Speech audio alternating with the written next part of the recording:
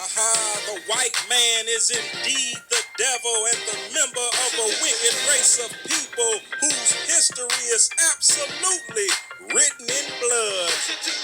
This is the MOI, Water Against Information, representing the mighty street law soldiers. Washington, D.C., stand up.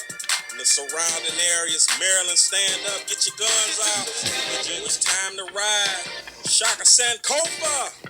I see you down there, baby. We got free breakfast programs. We got Coats for Kids. We doing all the right things. True revolutionaries. We got that 9 degrees of knowledge. We kicking that 9 ether knowledge. And we also keeping them 9 millimeters. And we keep our 9 millimeters for the white man, the cracker, the pig, the hunky, the devil, the beast. But they're also Negro repellents when necessary. Ha ha. Yeah, we getting down all through here. Hey, what's that? That's U Street. That's K Street. All up and down Florida Ave. We doing it big in D.C. We the street law soldiers. I thought y'all knew. We worldwide now. It can't be stopped. We done linked up with our brothers all across this nation. Black power, revolution, and that is the only solution. There's no use to y'all being scared. It's time to lock arms with your brothers. Come on and join up with the street law soldiers. We positive brothers. We doing our thing, man. We can overcome anything. We done sat in the holes of the white man's best prisons. We done overcame it all. Now we all in the communities. We got the kids on us every day, man. We out here doing the work. I'm sitting on the sidelines and join in. This is a powerful force moving. And it cannot be stopped. The melanin is taking over.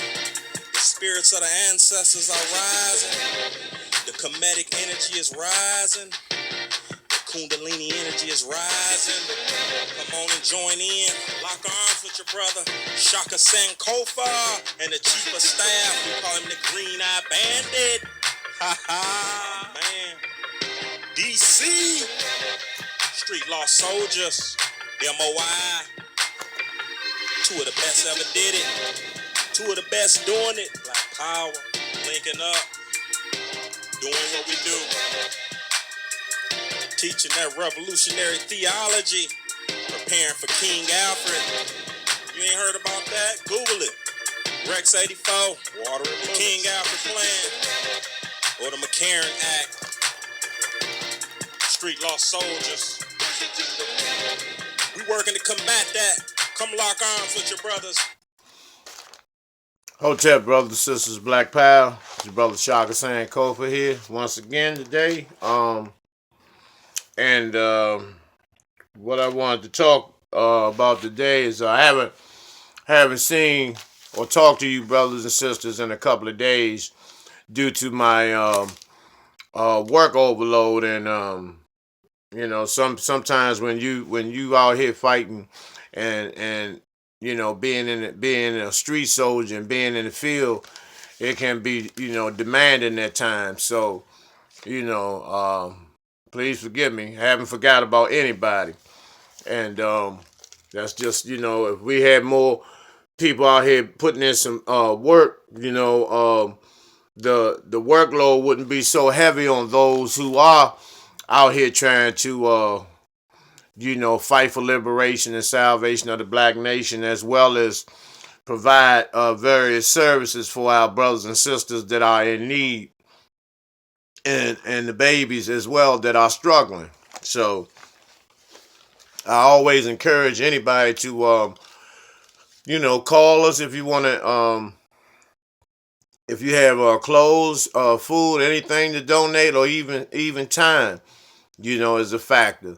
If you know how to do poetry, if you know how to work on computers, if you into graphic designs, art, we need people in all those areas, in order for us to be a more stronger force to be reckoned with this albinoid devil.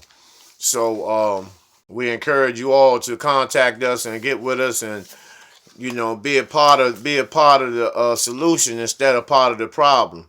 Instead of just sitting around criticizing and saying what's not being done if you're not doing anything. So we have a habit of that. As people, we have a habit of doing that. This sideline, sitting in the stands, sitting in the audience type of mentality. So, we encourage you once again to please be a part of our movement or a movement or somebody's movement or create one of your own. As long as you're participating in the liberation and salvation of the black nation, it's all good. But enough of that. Wanted to talk about some of the people that we lost this year. And not only this year, I'm just gonna go back to the last from anywhere from 2012, 2013, all the way up to today. Benny King, BB King, who was poisoned. I honestly and wholeheartedly believe what his daughter said, that he was poisoned, and the response of his manager, the way she responded, to those accusations. I truly believe he was poisoned because his financial situation, his life insurance policies, and royalty situations, as far as who would be who was going to be the liabilities and inheritance of his estate. Those things weren't in order. So that's how they do a lot of our entertainers. Those slum managers and those demons, what they do, even the black ones, they'll monopolize on that. While a person is incapable of thinking for him or herself, or in the hospital dealing with Alzheimer's and dementia and all of those things. They take advantage of those people for all their hard work and then leave the families, with nothing. Uh, Ben E. King, who wrote sung "Stand by Me," Donna Summer, who I really, didn't fuck with, because she was, she married an albinoid demon. However, she still was a sister, and to some degree. Um, a current passing that's under heavy, heavy, heavy suspicion, and it's linked. Its linkage is kind of long. So, you'll be hearing from me, concerning the passing of this young brother that was that sung a lot of hooks, and he was a rapper with the Outlaws as well, with brother Tupac, and that was Big Sight. You know, he passed away from natural causes at 48 or whatever. It's no such thing it's no such thing as natural causes at 48. So, Feeny Shakur, which I believe she was poisoned as well. And you may hear that word poison passed around a lot, and that's because they have a poison called ricin, which is a derivative from the castor oil plant, which is odorless, untraceable, undetectable, and it's an instant killer. And it's very, very easy to take somebody out with ricin. And as you know, that's a black market drug, and the only way you can get it is through those albinoid demons, or if you are a black demon. So, just to give you a heads up if you constantly hear the word poison, especially from me, because that's it. Why not take the easiest way and untraceable way to take someone out? Um, and also this punk she had married, I think he was some type of pastor or something. This faggot, he wanted to sue Afeni for some type of spousal alimony and shit. Sound like a fucking woman. This bitch nigga. I forgot the man's name, the punk's name, but he wanted $10,000 a month from Afeni, which is Pac's money. That show you how trifling this motherfucking faggot is. And I believe he played a major role in her ascension. So if you watching this, man, fuck you, and your ancestors will be in touch with your faggot ass. Percy Sledge, another brother from the Outlaws, Hussein. I don't know the details on what happened, how he ascended, you know, but I'll fill you in on that later, because as y'all know, I never speak on anything I don't have any knowledge on. But Hussein, which is part of the Outlaws, that's why I'm telling y'all it's a linkage with this shit, since Tupac, then Afeni, the whole line of Outlaws, Big Psych, everybody that could possibly have had or possibly would have been a part of the life of Tupac Shakur, has all of a sudden been, taken out. Because Afeni was going on the set, disputing a lot of the scenes in that movie, stating that, the shit wasn't true. And then all of a sudden she ends up, dead. So, like I said, it's some linkage, but when I put it together and share my portion of understanding and research with you, you'll get a better understanding as well. Natalie Cole, Prince, who was murdered as well. A lot of things that he was saying in his songs made sense, but I'm not basing it on the elevator, take the high floor, whatever the lyrics that was in that record, Let's Go Crazy, stated in terms of how he was found on his elevator floor. I'm not even gonna dwell on that part, even though that may have maybe a lot of symbolism in his ascension with that particular scene, that particular incident. However, I believe that Warner Brothers, played a major role in his ascension. If you know what I'm saying. When he had a fucked up contract with them and put them on blast and exposed Warner Brothers to the world and had Slave on his face, because everybody thought Warner Brothers were this clean company, that had, ever since the days of Bugs Bunny cartoons and all this, Warner Brothers has had a history of this so clean cut type of organization.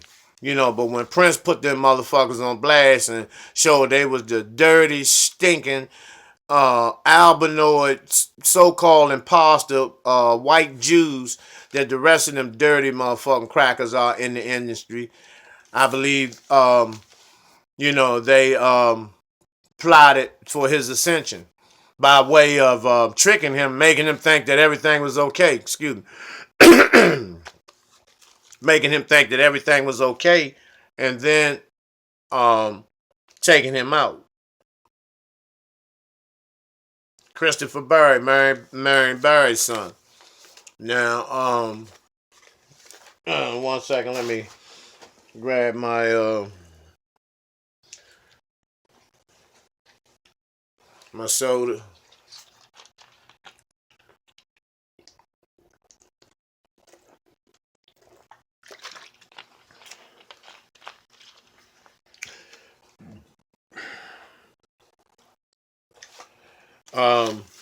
Christopher Barry. I kind of pity. My heart goes out to the brother for what he went through. I'm from DC. I'm a Washingtonian as well. And I knew what he went through, as far as when his father was being scrutinized and all the shit that the crackers put his father through. How Christopher was being teased in school and all of those things. And give me a second. Okay, I'm back. Had to put a little sound in, but how he was teased in school, you know what I'm saying, being teased about his father being a crackhead and all this type of shit, and all the pain that he suffered, of being the son of of DC Marion Barry. So, however, you know, that wasn't the only thing. A lot of opposed to that, people that were conscious knew something different, because we all give Marion Barry respect. We all thank him for the things that he has done in DC. However, he had did some fucked up shit as far as when he didn't stand behind when he was fighting for mayorship, and the black community linked with him. Minister Farrakhan and the Nation. That's when the Nation of Islam was on point. They was on fire. They was the most feared black movement on the planet at the time. And Farrakhan really endorsed Marion Barry, and he won by a landslide. However, once he right before he took the mayorship, he went to Ward 3 to the white homosexual Jim Graham and the rest of those crackers over there in Ward 3. Ward 3, for those who are not from Washington, that's the ward where all these white well-off, wealthy white fags, and a lot of well-off Latinos and all the news anchor people and shit like that. From that side of town, So Barry went on that side of town and convinced the crackers that he would be a good nigga, So he repudiated Minister Farrakhan. He repudiated Dr. Khalid Muhammad, just for the approval of those crackers. So shortly after he done all that shoe shine shit, it was a black power rally in the district in which he came on the stage and attempted to hug Dr. Khalid. And y'all know how Dr. Khalid is. He don't give a fuck. Tom's a Tom. He don't give a fuck. He don't put no front or nothing on. And he pushed Marion Barry off of him and told him, in public, motherfucker, you repudiated, you denounced me, to the motherfucking crackers. Now you want to come to and play this black power shit, man. Sit the fuck down.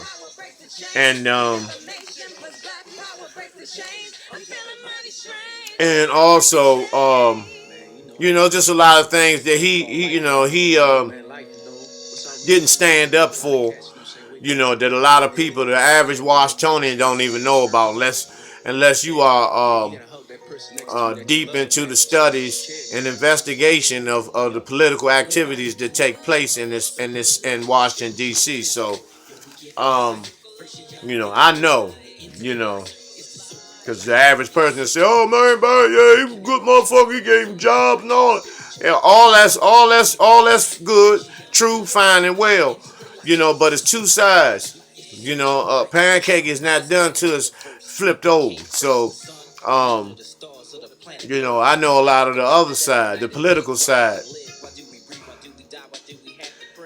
Phife Dawg from Tribe Called Quest,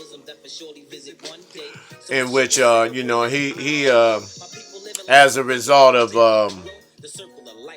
I'll say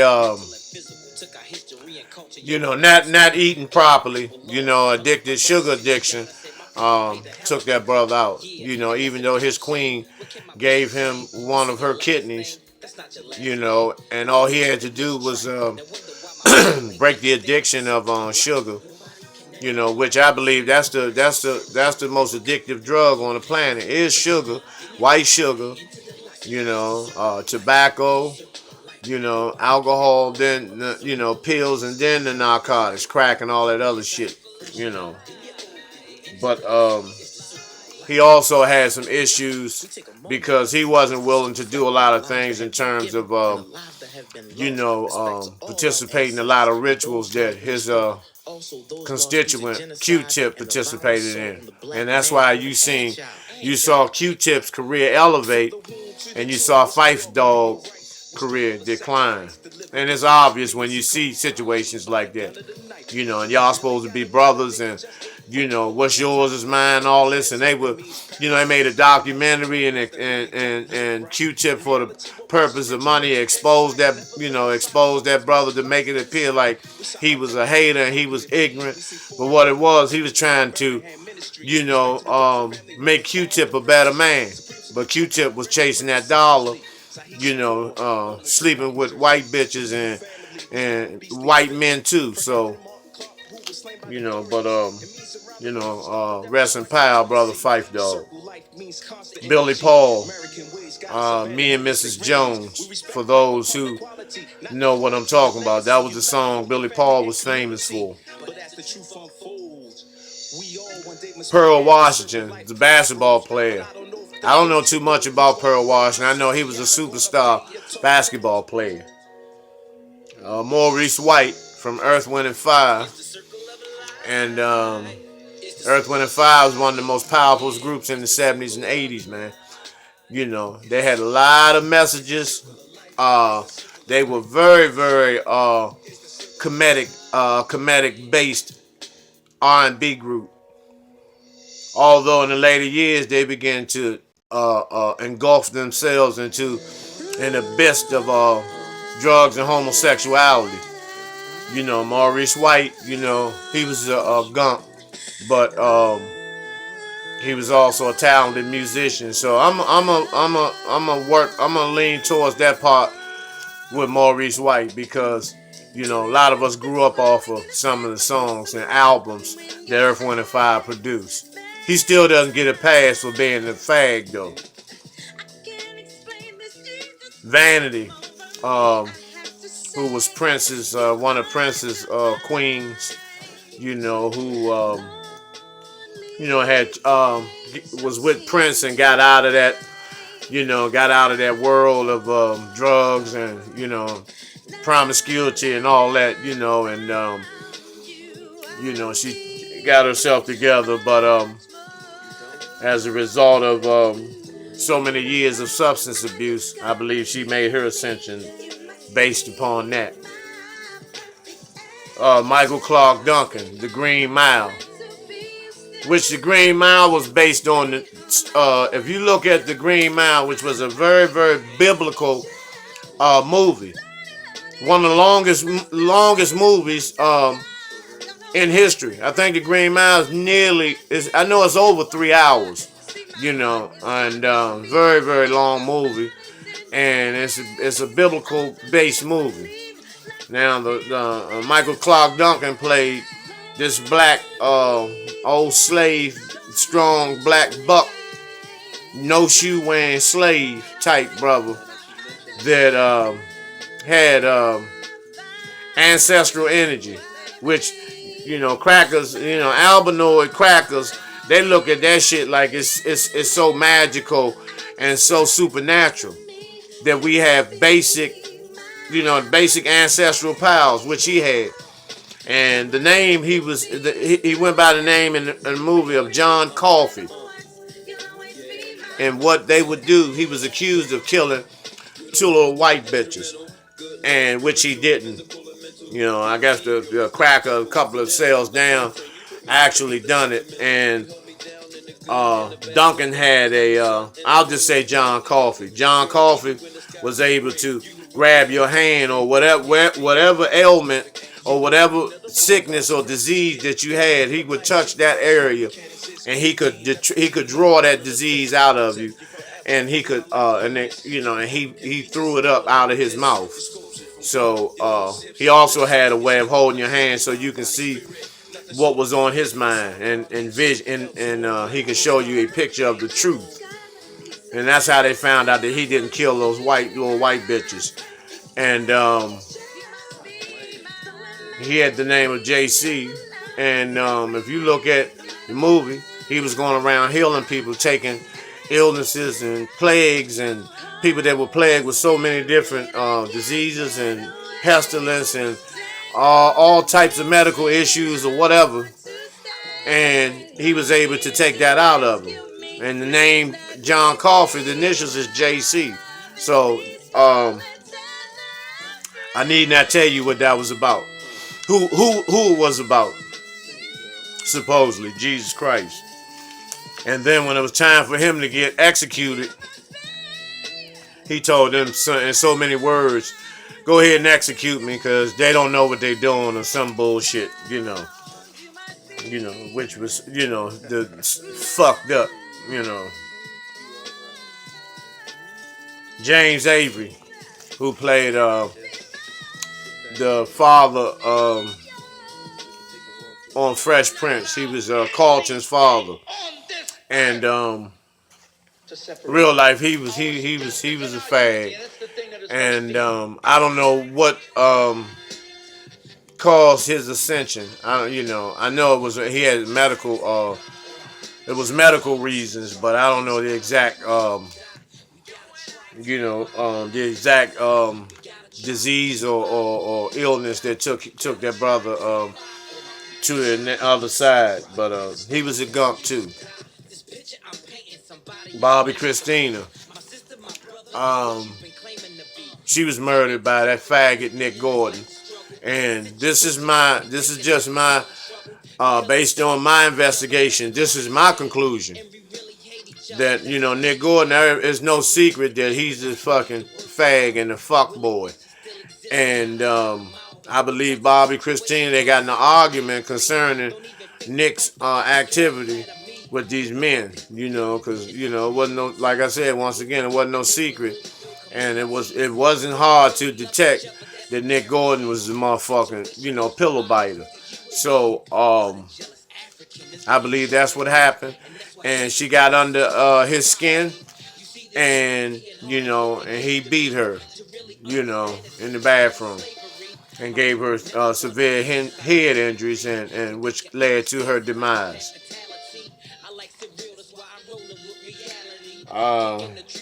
And, Bobby Brown's sons and the nephews or whatever, they want a piece of his ass. They want a piece of Nick Gordon's ass. And I don't mean sexually. I'm talking about, they want to really see him, And I hope they catch up with his faggot ass. Johnny Kemp. You all might not remember that name, but he's the one that made that song, It's Friday Night, Just Got Paid. He was also Gump. And some of the, I'm going to name some of the Albanoid demons that passed. David Bowie, it wasn't no secret about David Bowie and Mick Jagger and all them, how they, sword fighting and all that shit. Straight Gumps. That's in the white man's nature anyway, to be a fucking fag. China, the wrestler China, he or whatever. I don't know what the situation was with that motherfucking, that was a motherfucking man with a pussy. But, I don't know what happened with that. Nancy Reagan, who loved to suck dick, she was 94 years old. And she was in the White House chewing on balls when she was biting balls when she was in her 80s. Like I said in the previous video about how, Secret Service brother had stated how they used to have to go out and get, the two white guys and one black guy, and they used to bang Nancy's ass, pull trains on Nancy, and then they go in there and hit Ron. Wasn't no secret about Ronald Reagan being a fag either. Everybody knows that. And but Nancy Reagan, yeah, she was biting balls all the way till she probably was probably like 90. But she was 94 when she passed. Excuse me, Patty Duke. Sisters that grew up watching that. She was 69. Gary Shandling, who one of the first open so-called imposter Jews that he had a comedy show, corny as a motherfucker. He was 66. John Ritter, who played Jack Tripper on the show Three's Company, you know, everybody knew he was a motherfucking pillow biter. He passed. Paul Walker, um, you know, I believe Paul Walker, based on my research and investigation, he was murdered because there was no way a car could look like that after just from speeding. You know, the car was literally disintegrated. And based on my research and investigation, I found out that they wanted to do a Brokeback Mountain, a part two to the Brokeback Mountain, in which they wanted Paul Walker to do a homosexual scene. You know, and you know that those rituals apply to some whites too. Believe that. You know, and Paul Walker said, "Fuck that! I'm not gonna be nobody's fag." And I believe his car was hit with a drone. The guy that was in the car with him, that was just collateral damage. I have the autopsy pictures. You know, not a speeding accident will not lead to an inferno that took place like that situation did. Joan Rivers, who was open about a lot of things. You know, this bitch went and got a facelift every motherfucking week, you know. And she was the one that said Obama was gay and Michelle was a tranny. Now, I don't believe about the tranny shit, but we all know for a fact Obama has had a couple of homosexual encounters with a brother and a cracker. If you look up Larry St. Clair's press conference that he did at the Washington Press Club, when he exposed Obama prior to Obama being elected the first time. And so what they did when he talked about when Obama was a senator, how they used to engage in homosexual acts and do drugs, coke. What they did to Larry St. Clair was locked him up, took him to took him to a jail in Delaware and said he didn't pay a hotel bill in Delaware. He's never been in Delaware in his life. But the purpose of going to Delaware during the time of the election was to convince Larry St. Clair to keep his mouth shut. And the state's attorney in Delaware at the time was Beau Biden, which was Vice President Joe Biden's son, in which he informed Larry St. Clair, which he informed Obama, that if you don't announce that my father's going to be your running mate as vice president, I'm going to release this situation, this incident. I'm going to make it nationally and internationally known to fuck your run-up for the White House. And so Obama then announced, because no one knew who he had elected as vice president. People were in suspense. And then all of a sudden, Joe Biden pops up as vice president. So there has to be some truth to that. So Robin Williams, who I believe he was a switch hitter too.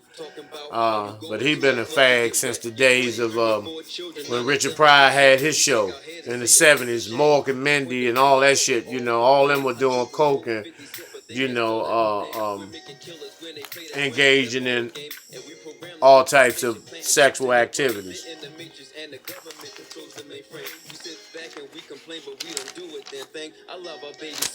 So I just wanted to take that time to, explain and give those people give a brief synopsis of these brothers and sisters and the others, their situations and the dates of their ascensions. A lot of them, we're gonna miss. We're gonna truly miss. And I was just thinking the other day, by talking with Steve Coakley Jr. on a regular basis that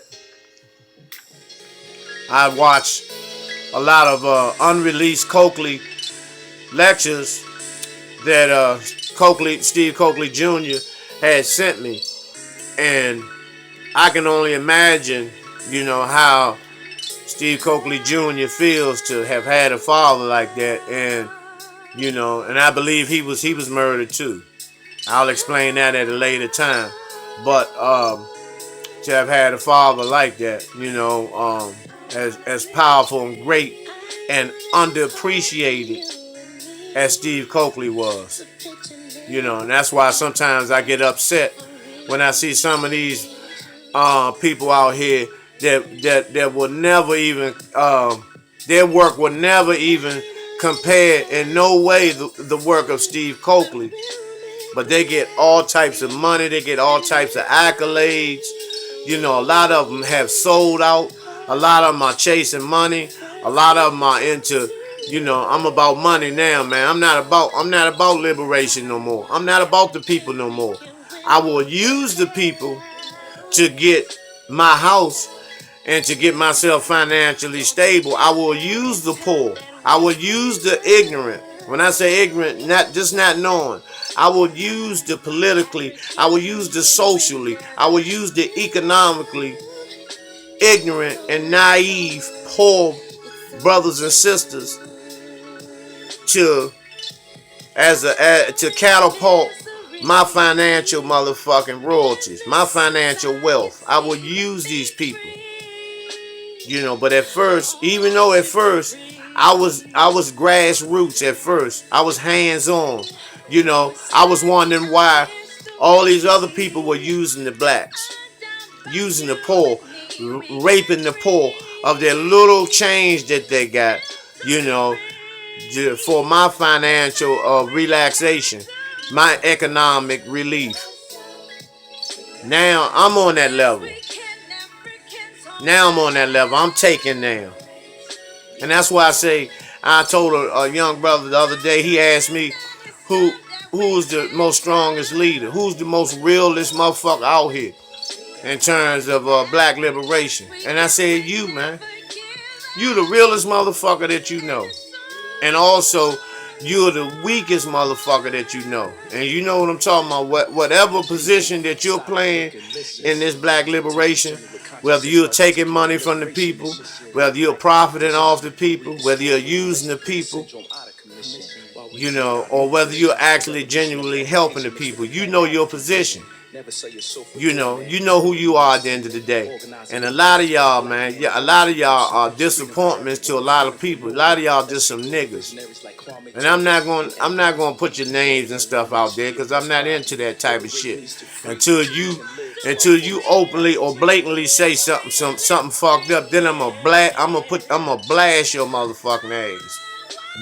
And you can take it any way you want. Because most of y'all ain't gonna do nothing but call law enforcement anyway. That's why you use this YouTube shit, which is, and these, and like I've told y'all, this shit is just surveillance.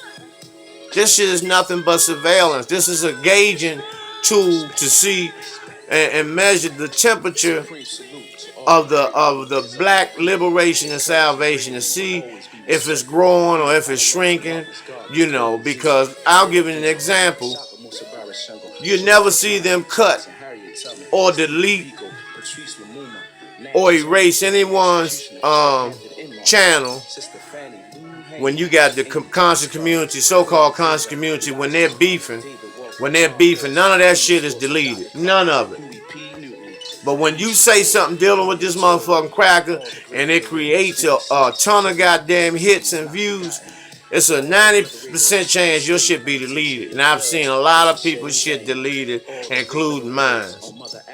But as long as you're beefing with one another, they know that, there's no progress being made because we're wasting time on each other, and our focus and our direction is in the our guns are pointing in the wrong direction once again, and Long as they can keep us like that, then they're not worried about anything. But you'll never see them delete these beefs. I mean, not even just in the conscious community, period. Because unfortunately that draws most of the hits. When people are beefing to see who can out talk who, see who can put somebody down, see who can put their brother down, how far they can take their brother down, how much they can expose their brothers and sisters, how bad they can make their brothers and sisters look. And then a lot of you brothers lie. You lie on each other. You know, and because a lot of y'all gotten comfortable with this social media shit. At some point, you're gonna have to come from behind that camera. You're gonna have to hit the streets. You can't continue to just stand behind no motherfucking camera and just run your motherfucking mouth all day about who's not doing what and who's this and who's that. At some point, your ass gonna have to come from behind that motherfucking camera and come out here on this and get out here in the goddamn jungle. And most of y'all are scared. Most of y'all are scared anyway. That's why you're just one-sided with this black liberation shit. You stay, you're either behind the camera or you're out in the street or both. I try to have a balance of this. I try to still be out there on the battlefield, and then come back and report to the real soldiers and soldierettes what's going on in the battlefield. Because we have some brothers and sisters, unfortunately, who have been wounded, in the streets, that are confined to, wheelchairs and walkers and all those type of things, and bedridden with various illnesses. And that doesn't take away your desire for liberation. That doesn't take the fight out of you unless you allow it to be taken or give it away. But for those of you who run your mouths, constantly running your mouth and putting other people down, what are you doing? Explain to me exactly what are you doing? So I can get some clarity. So the black community can get some clarity on, where you stand. To show us how you feeling. And I just wish that don't get me wrong, brothers and sisters. I want us to work as a unit, and work as a nation, regardless of what we believe in, regardless of our ideologies, religions, or whatever. We have that one thing in common, and that's knowing who our enemy is. And if we wholeheartedly commit ourselves to one another, and begin to love one another, unconditionally, and move towards, fighting this albinoid demon for our liberation and salvation. For not only us, not only for the babies, but the generations to come. Because the world is not going to end once we're gone. It's going to continue on. Everybody thinks that. Everybody, for one thing, everybody thinks they're going to live forever, and everybody thinks that the world is going to end and stop when they depart. No, it's not going to happen like that. The planet is going to still continue as the world turns. As the world turns. So why not make your mark? Because one thing that will never leave is history. And how we implant ourselves and entrench ourselves into black liberation and salvation will determine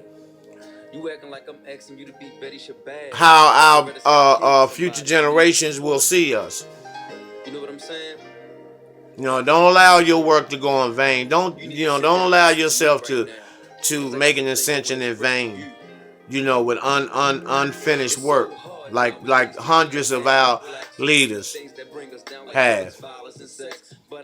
Fred Hampton, Mark Clark, Malcolm, Elijah, Noble Drew,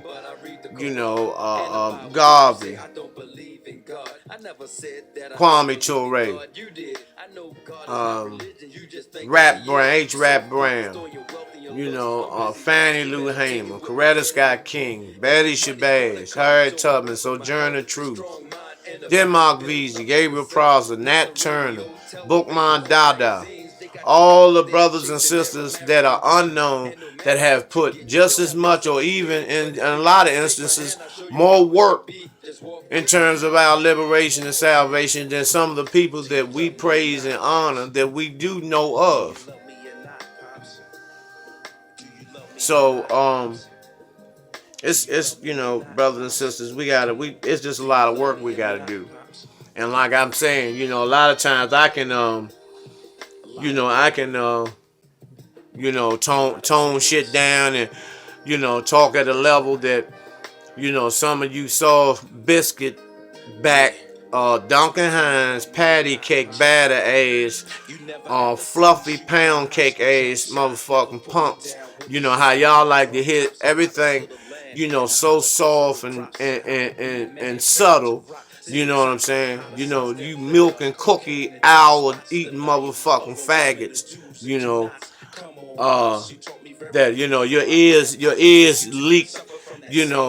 Pancake syrup if somebody fucking curse. And sometimes I'll do that for y'all. Even you, hoping that some of y'all will understand how it's so imperative for us to to be as concrete and hard as we can be. War ain't war's not about talk. War's not playing chess. War's not a motherfucking football game. War is casualties, constant bloodshed, violence, heads rolling down the street, literally. That's what war is. War ain't two microphones.